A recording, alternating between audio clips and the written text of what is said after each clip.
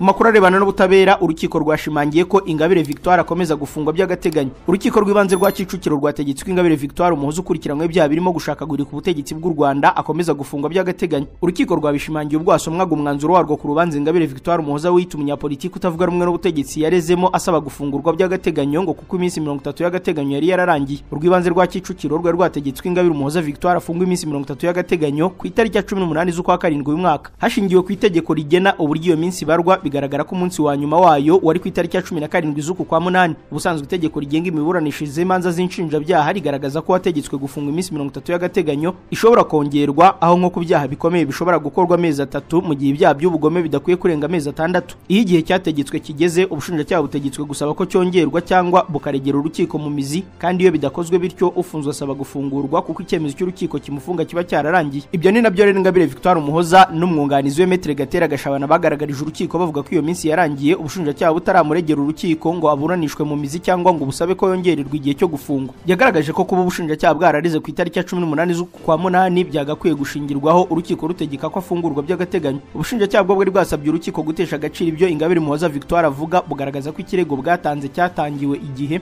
ngo kuko ku itariki ya 17 z'uku kwezi hageze ari mu minsi y'ikiruhuko kandi itegeko riteganya ko iyo byagenze bityo habarwa umunsi ukurikiyeho. Mu isesengura rubanza urukiko rw'ibanze rwa Kicukiro rwasuzumye ibibazo bibiri by'ingenzi birimo kureba niba ubushinjacyaha bwaba bwaratinze kurega no kuba Ingabire Victoire yafungurwa by'agateganyo. Urukiko rwagaragaje ko hashingiwe ku itegeko rigenga uburyo iyo minsi barwa bigaragara ko umunsi wa nyuma muri iyo 30 y'agateganyo Ingabire afunzwe wari ku itariki ya 17 z'uku kwezi, ariko ko wahuye n'umunsi utari w'akazi kuko hari ku cyumweru. Urusanga ko ubushinjacyaha bwarareze ari ku wa mbere tariki ya 18 butararengeje igihe kuko umunsi wa nyuma wahuriranye n'umunsi w'ikiruhuko. Rusanga kandi Ingabire umuhoza Victoire agomba gukomeza gufungwa by'agateganyo kuko yamaze kuregerwa urukiko rukuru. Akurikiranwe icyaha cyo gushyiraho umutwe w'abagizi ba nabi, guteza imvururu, kugirira nabi ubutegetsi buriho, gukwirakwiza amakuru atariyo cyangwa icengeza amatwara rigamije kwangisha leta y'u Rwanda mu mahanga, icyaha cyo gutangaza amakuru y'ibihuha, gucura umugambi wo gukora ibyaha byo kugirira nabi ubutegetsi buriho n'icyo kwigaragambya.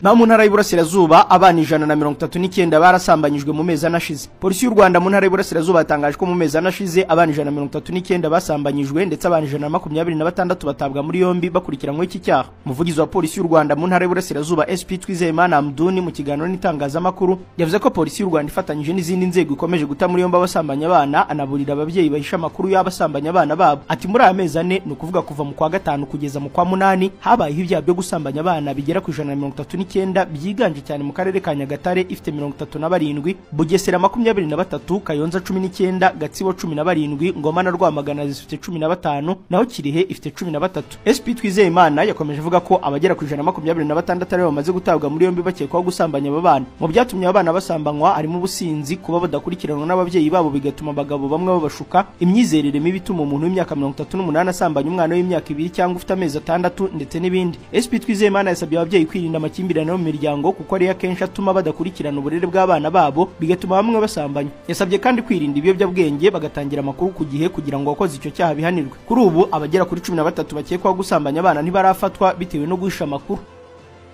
Hagati aho Uburusiya ngo bugiye gukora urukingo rwa virusi itera sida. Inzobere mu by'indwara z'ibyorezo mu kigo gikora ubushakashatsi cya Gamaleya giherereye i Moscow mu Burusiya zatangaje ko urukingo rwitezweho kurwanya virusi itera sida rushobora kuba rwabonetse mu myaka 2 iri imbere. Umuyobozi w'ishami rishinzwe kurwanya indwara z'ibyorezo muri Gamaleya Vladimir Goschin yagize ati turi gukora antigene ya mbere izatanga ubudahangarwa bushobora kurwanya ubwoko bwinshi bwa virusi. Intsinzi y'urwo rukingo izaterwa nuko ikinyabutabire cya immunogene dukoresha kizashobora gutanga igisubizo cyo kwirinda ubwoko bwose bwa virusi. Yongeyeho ko virusi itera sida ifite ubwoko bwinshi cyane bityo ko bigoye kuyirwanya. Agaragaza ko iki kigo kiri gukora no kugerageza immunogene zishobora kurwanya ubwoko bwinshi bw'iyo virusi. Yasobanuye ko ibyo bikorwa byo gukora urukingo bizamara imyaka 2 rukazageragerezwa ku nyamaswa zifite imiterere igoye. Ikigo cya Gamaleya cy'Uburusiya nicyo cyakoze urukingo rwa Sputnik V, rumwe mu nkingo za mbere ku isi zagaragaye mu kurwanya COVID-19, rukaba rwaratangiye gukoreshwa mu kwezi kwa 8 kwa 2020.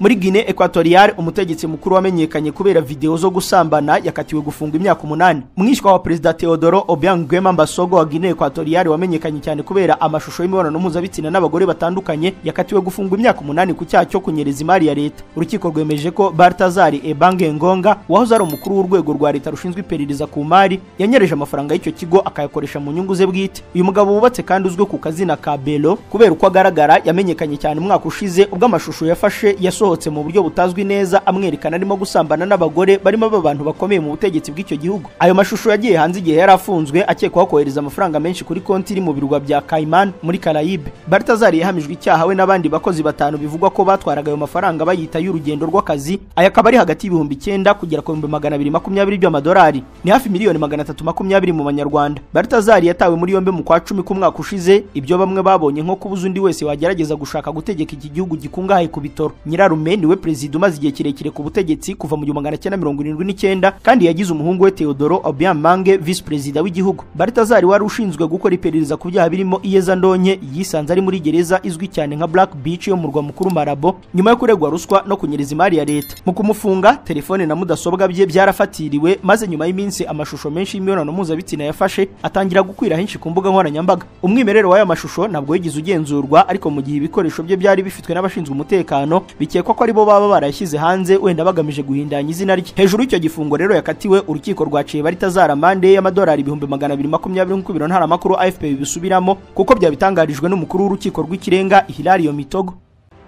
Nabo Ufaransa bwo bwasubije Madagascar uduhanga tw'abantu batatu bari mu mwami bishwe mu myaka 128 ishize. Ubufaransa bwasubije muri Madagascar uduhanga dutatu tw'abantu twabitswe mu nzu ndangamurage ya Paris mu gihe cy'imyaka 128 nyuma yo gusahurwa mu gihe cy'abakoloni, harimo nako bikekwa ko ari akumwami wa Madagascar waciwe umutwe n'ingabo z'abafaransa. Agahanga bikekwa ko ari akumwami Towela n'utundi tubiri tw'abantu bo mu bwoko bwa Sakalava twashyikirijwe Madagascar ku mugaragaro mu muhango wabereye muri Minisiteri y'Umuco y'Ubufaransa. Ingabo z'abafaransa zaciwe umutwe umwami Towela mu gihe ubwicanyi bwakorewe abaturage mu cya 897, agahanga ke kajyanwa mu Bufaransa nk'igikombe cyatsindiwe maze gashyirwa mu nzu ndangamurage y'amateka y'igihugu cy'Ubufaransa hamwe n'ibindi bisigazwa magana by'abantu bo ku kirwa cyo mu nyanja y'Ubuhinde. Muri uyu muhango Minisitiri w'Umuco w'Ubufaransa Rachida Dati yagize ati, utu duhanga twinjiye mu byegeranyo by'igihugu mu bihe byahungabanyije agaciro ka muntu ndetse no mu rwego rw'urugomo rw'ubukoloni. Minisitiri w'Umuco muri Madagascar yashimye irihererekanya avuga ko gutwara utu duhanga tumaze imyaka irenga 128 byari igikomere gifunguye mu kirwa cyabo.